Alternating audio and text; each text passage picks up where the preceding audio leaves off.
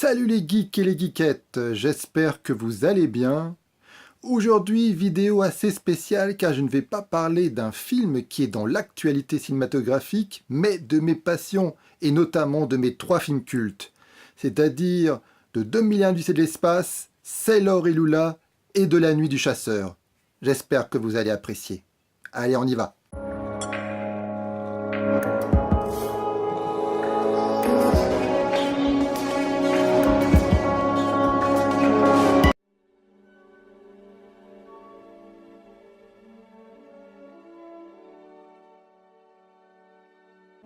Tout d'abord, je vais donc vous parler de 2001 l'Odyssée de l'espace, qui est de loin le film le plus connu. C'est bien sûr un film de Stanley Kubrick, sorti en 1968, et oui, bientôt on va fêter ses 50 ans. Eh ouais, 50 ans 2001 l'Odyssée de l'espace, et c'est tiré d'une nouvelle La Sentinelle, écrite par Arthur C. Clarke. Ensuite, ils ont collaboré ensemble au niveau du scénario, et le livre 2001 l'Odyssée de l'espace, c'est tout simplement une novélisation du film, du scénario. Ça, il faut le savoir, le film est sorti, le roman, quelques mois après la sortie du film. Et je veux parler tout d'abord de 2001 l'Odyssée de l'espace. Pourquoi? Car pour moi, je pense que c'est de ce film qui est née ma passion pour le cinéma. Je me souviens très bien lorsque je l'ai vu la première fois, j'avais 9-10 ans et je l'ai vu sur grand écran au cinéma. Alors je vous rassure, hein, j'avais pas 10 ans lorsque le film est sorti en 1968, je l'ai vu sur grand écran dans les années 80. Et les années 80, c'était une période bénie pour les jeunes cinéphiles ou enfants qui s'intéressaient au cinéma. Car dans le même cinéma, vous pouvez voir le dernier Indiana Jones, ou le dernier Rambo, ou le dernier Rocky. Et dans l'autre salle, il y avait Autant n'emporte le vent, Lawrence d'Arabie ou Spartacus. Et c'est comme ça que j'ai pu découvrir 2001 l'Odyssée de l'espace. Évidemment, à cet âge-là, je l'ai vu par hasard, je connaissais pas le réalisateur, je savais même pas de quoi ça parlait. Et je l'ai vu comme ça, je me suis dit, l'affiche me semblait cool. Et je me suis dit, bah, je vais voir ce film. Et lorsque je suis sorti de la salle, je me souviens encore, j'étais totalement fasciné par ce film.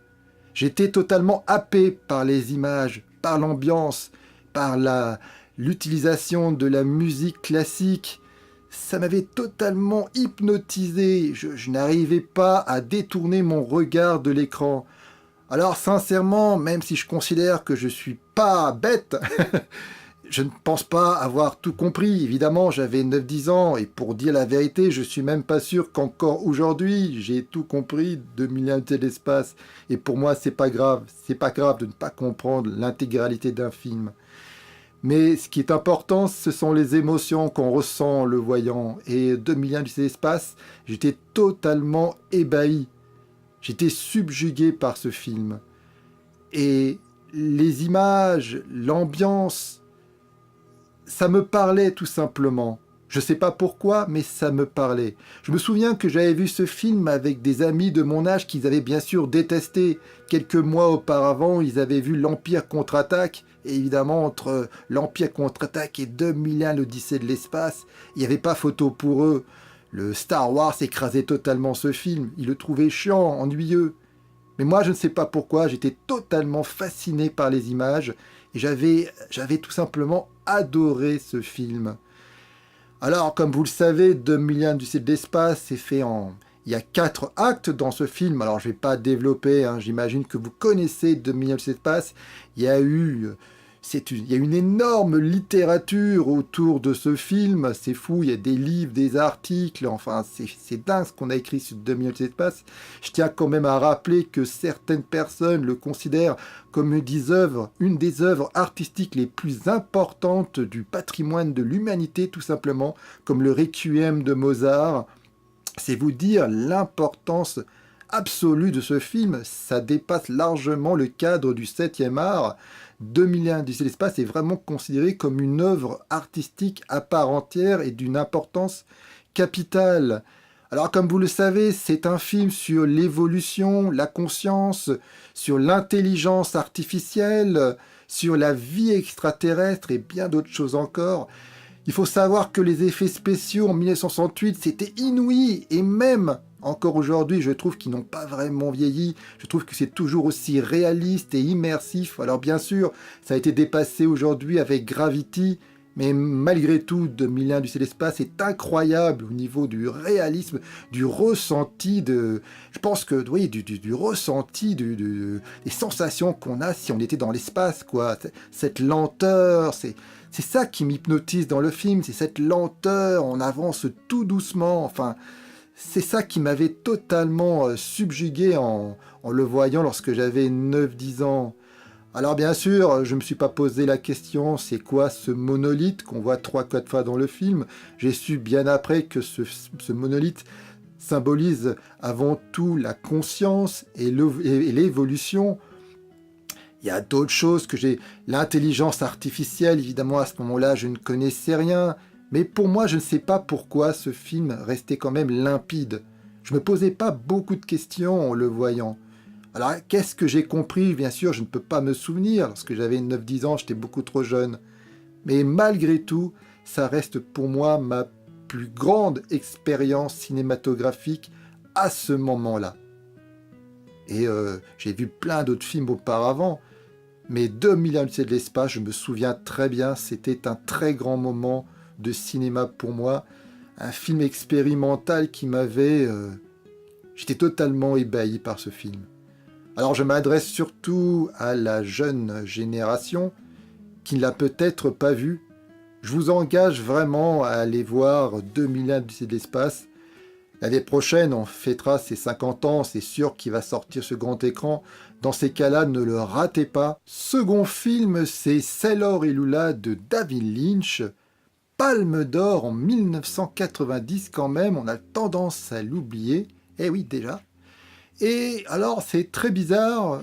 Je trouve que Sailor et Lula est un film un peu oublié dans la filmographie de David Lynch. On parle beaucoup de Mulholland Drive, qui est considéré comme son chef-d'œuvre. Ouais, pourquoi pas. On parle beaucoup de Eraserhead, son premier film, qui est une œuvre expérimentale incroyable, qui est très limpide pour moi. Ne me demandez pas pourquoi. Lorsque je vois Eraserhead, je le comprends de A à Z, et ça tout de suite sans aucune réflexion. C'est un film très limpide pour moi. Et d'ailleurs, visiblement, Stanley Kubrick, et oui, on parle encore de lui, a adoré ce film, puisqu'il aurait dit que son plus grand regret au cinéma, c'est de ne pas avoir réalisé Eraserhead. Donc c'est pour vous dire à quel point il avait adoré ce film. On parle bien sûr de Twin Peaks, surtout que en ce moment est diffusée la dernière saison, diffusée en ce moment à la télévision. Donc voilà, on parle de pas mal de films de Lynch, de Lost Highway et tout, mais Sailor et Lula, pourtant Palme d'or, on n'en parle pas. C'est un film, j'ai l'impression, qui est oublié et je ne sais pas pourquoi. Alors je vous dis tout de suite, si vous êtes allergique à David Lynch, vous dites c'est nul Lynch, on n'y comprend rien, je vous arrête tout de suite. Sailor et Lula, on le comprend parfaitement. Hein. Lorsqu'on sait que Sailor et Lula est avant tout une relecture moderne du Magicien d'Oz, on ne peut pas comprendre ce film. Et voilà, c'est un film très clair. Donc voilà, ne soyez pas, ne fuyez pas, restez là, ne vous dites pas non, non, non, je ne supporte pas David Lynch. Non, Sailor et Lula est un film très compréhensible. Et je pense même, c'est un des films avec Elephant Man les plus accessibles de sa carrière. Et moi, j'adore ce film. J'adore vraiment ce film. Et c'est vraiment un mélange des genres, un mélange... Enfin, musicalement, par exemple, il y a de tout. Il y a encore du Richard Strauss dedans. Il y a du hard rock. Il y a des ballades chantées par Chris Isaak. Au niveau du genre cinématographique, c'est avant tout un road movie, mais on peut aussi voir un thriller, un film fantastique. Il y a vraiment tout ça dans Sailor et Lula, et c'est ça qui en fait un film fascinant. Alors l'histoire est toute simple, hein. C'est Sailor, joué par Nicolas Cage, qui était tout jeune. Il n'a jamais été aussi beau, félin et magnétique que dans ce film. Et Lula, interprétée par Laura Dern, qui n'a jamais été aussi sexy et attirante que dans ce film. Eh bien, ils s'aiment, ils s'adorent, sauf qu'ils ont un problème. La maman de Lula déteste Sailor et souhaite sa peau, tout simplement. Donc le jeune couple fuit et la maman engage des tueurs pour assassiner Sailor. Et à partir de ce moment-là, c'est comme je l'ai dit un road movie et voilà, le couple se balade à travers différents États des États-Unis et rencontre des personnages de plus en plus étranges et effrayants. On est quand même dans un film de Lynch. Hein. Si c'était pas étrange et effrayant, ça serait pas lynchien. Et il y a tout ça, voilà. Et on s'ennuie pas. Je vous le dis tout de suite, on s'ennuie pas. C'est un film qui a du panache. C'est un film qui a du punch. C'est un film qui est souvent drôle. Ce film comporte pas mal de moments assez gore, assez violents. Parfois, c'est même des moments assez féeriques, voire naïfs. Il y a des moments effrayants, il y a des moments poétiques. Il y a tout ça dans Sailor et Lula, et à mon avis, bien plus encore. Alors, je pense que dans ma liste là de mes 3 films préférés, c'est peut-être le film le moins connu. Je mets ça entre de gros guillemets, hein, parce que justement, on n'en parle pas. Il est quasiment rare, il est rarement diffusé à la télévision. Bah, moi, je vous engage, allez voir, prenez le Blu-ray, ou alors je ne sais pas, moi, téléchargez-le sur iTunes, mais débrouillez-vous, voyez Sailor et Lula et dites-moi ce que vous en pensez dans les commentaires. Si vous êtes d'accord avec moi, si vous ne comprenez pas pourquoi ce film est oublié, pourquoi on n'en parle pas, moi, c'est mon David Lynch préféré avec Lost Highway, et je regarde ce film avec un plaisir énorme. Puis c'est un film provocateur, très sexy, très... Il y a beaucoup d'érotisme, de violence, il y a des tas de choses qui se mélangent dedans. Je veux pas spoiler, je veux pas dire trop de choses. Allez voir Sailor et Lula, pour moi c'est un film dingue. Dernier film de ma liste, et non des moindres, c'est La Nuit du Chasseur de John Lawton. Alors là, je vous le dis tout de suite, c'est un film très important pour moi. Je suis extrêmement attaché à ce film. Alors bien sûr, je l'ai vu bien plus tard que 2001 de l'espace, ou même je l'ai vu, je crois, lorsque j'avais 20 ans, largement dépassé. Mais voilà, La Nuit du Chasseur, c'est pour moi, de John Lawton, une vraie claque cinématographique. Et pour moi, c'est un film en noir et blanc. Hein. C'est probablement le plus beau film en noir et blanc de l'histoire du cinéma, mais moi, je vais même dire, c'est le plus beau film de l'histoire du cinéma tout court. Je l'ai vu sur petit écran, je l'ai vu au cinéma, je l'ai vu... dès que je peux le voir, je le vois. Parce que pour moi, c'est plus qu'une expérience cinématographique, quoi. C'est un film que je ressens vraiment dans mes tripes, dans ma chair. C'est un film qui m'émeut. Il y a des scènes qui me font vraiment pleurer aux larmes. Il y a des scènes qui me font, allez, j'ai envie de dire, allez, je vais dire jouir, qui me font vraiment jouir en le voyant tellement c'est beau. Esthétiquement, c'est extraordinaire ce film. Alors John Lawton, c'est un acteur, hein, il a joué encore une fois Spartacus, encore film de Kubrick, évidemment Kubrick est partout dans ma liste, je suis désolé si vous aimez pas Kubrick, et voilà, lorsqu'on est cinéphile, c'est difficile de balayer Kubrick, lorsqu'on parle de films cultes, de films préférés, Kubrick d'une façon ou d'une autre, il est quelque part, donc il a joué dans Spartacus, dans d'autres films, c'est un grand acteur, et La Nuit du Chasseur, c'est son premier et dernier film, car ça a été très très mal reçu par le public et la critique lors de sa sortie en 1955. Et d'ailleurs, c'est un peu le cas de ma liste, hein, faut dire ce qu'il est. Sailor et Lula et même 2001 de l'espace n'ont pas été spécialement appréciés par la critique lors des sorties au cinéma. Et c'est que par la suite que ces films sont devenus des classiques. Et c'est le cas de La Nuit du Chasseur qui est vraiment considéré aujourd'hui comme un chef-d'œuvre absolu de l'histoire du cinéma.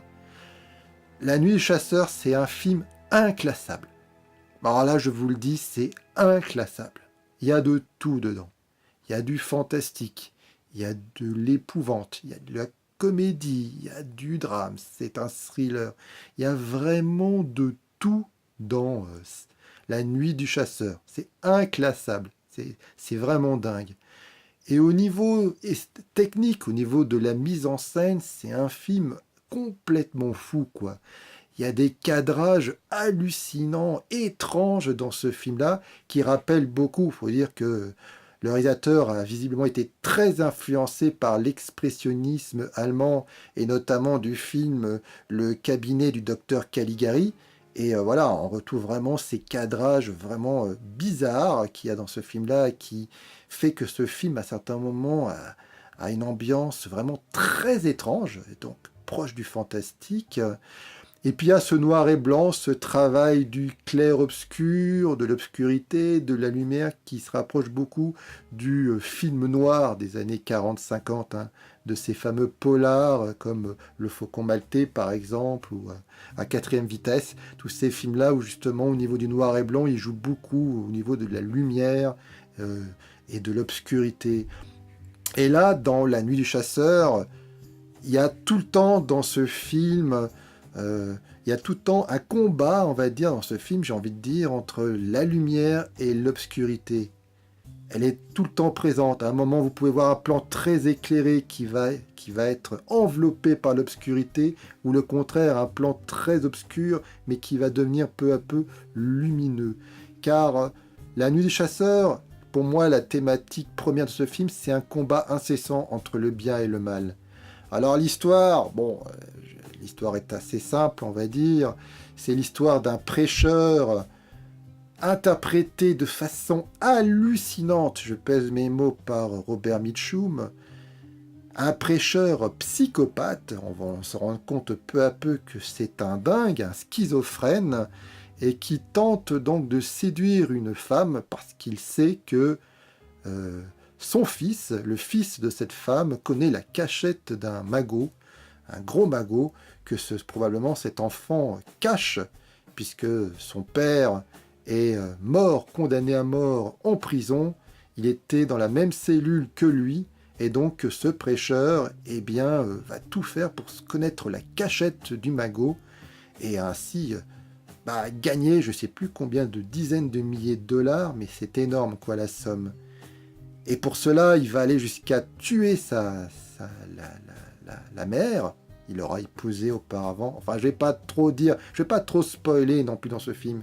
Mais on va dire que La Nuit des Chasseurs, avant tout, c'est une course-poursuite entre ce prêcheur et ses deux enfants. Et c'est un film hallucinant. C'est d'une beauté, d'une poésie hallucinante. Je sais que je ne peux pas dire autre chose que hallucinant. J'ai pas d'autres termes, d'autres mots pour exprimer ce que je ressens en voyant ce film dès que je le vois. Émotionnellement, c'est vraiment un film très fort. J'ai parlé que c'est un mélange de genres, mais il y a même de la comédie musicale. Mais il y a un moment de pure magie qui dure 2 minutes dans ce film, où on voit les enfants qui tentent justement de fuir le prêcheur. Ils sont dans une barque et la fille, elle regarde les étoiles et se met à chanter. Et là, c'est un des plus beaux moments de l'histoire du cinéma. J'ai le frisson rien que de vous en parler. C'est super beau, quoi, à ce moment-là. Et tout le film est comme ça. Il est effrayant à certains moments et il est magnifique. Alors vraiment, je pense même, je vous parle là de mes 3 films préférés, mais si je devais amener un film sur une île déserte, je pense que ça serait probablement La Nuit du Chasseur. Je vous engage vraiment à voir ce film. Alors bien sûr, il est plus dur à voir sur grand écran, hein. S'il passe sur grand écran, s'il y avait une cinémathèque à côté de chez vous, précipitez-vous, faut pas la rater. Sinon, on peut le trouver en Blu-ray ou d'autres méthodes. Moi, je veux pas le savoir, mais voyez-le, La Nuit du Chasseur, que vous soyez allergique ou non au noir et blanc. C'est un film incroyable et c'est pour moi un très grand film sur le combat entre le bien et le mal. Notamment le prêcheur a sur sa main, et ça symbolise tout. Il a sur une main le mot amour et l'autre le mot haine gravé sur sa main. Enfin, c'est un film d'une richesse dingue, visuellement et thématiquement. On peut le voir 5 fois, 10 fois, 15 fois, 20 fois, et à chaque fois, on trouve quelque chose, dit ah, je ne me souviens pas de ce plan. Ah, je ne me souviens pas de ce détail, de ce décor, de cette Et et à chaque fois qu'on revoit ce film, on a l'impression de le revoir, de le voir pour la première fois. C'est le seul film qui me fait ça. Et c'est vraiment un film, vous ne pouvez pas le rater. Donc, lorsque vous aurez terminé de voir cette vidéo, j'en supplie, voyez La Nuit du Chasseur. C'est un film sublime. Mettez dans les commentaires si vous l'avez déjà vu, si vous êtes d'accord avec moi ou pas. D'ailleurs, hein, c'est ça le but de cette vidéo. Mettez dans les commentaires, partageons ensemble nos passions. Mettez-moi dans vos commentaires quels sont vos 3 films préférés. Ça serait intéressant, j'aimerais bien le savoir. Et puis, dites-moi si vous êtes d'accord avec moi, si vous les avez vus ou pas, ou si je vous ai donné envie de les voir. C'est ça qui m'intéresse, hein. C'est une vidéo, qui est faite pour communiquer, pour que nous puissions parler ensemble de nos passions. Donc voilà, cette vidéo se termine là. J'espère que vous l'avez appréciée. Si c'est le cas, mettez un pouce bleu. Partagez cette vidéo si vous avez des amis, des potes cinéphiles. Abonnez-vous à ma chaîne si la culture geek vous intéresse. Et moi, je vous dis comme d'hab, puisque l'été, eh bien, mais les vidéos continuent, hein. Je vais essayer de faire une vidéo par semaine. Je sais, c'est les vacances, mais je serai toujours là. Je vous dis à une prochaine fois. Je vous remercie de l'avoir vu jusqu'au bout. Allez, bye!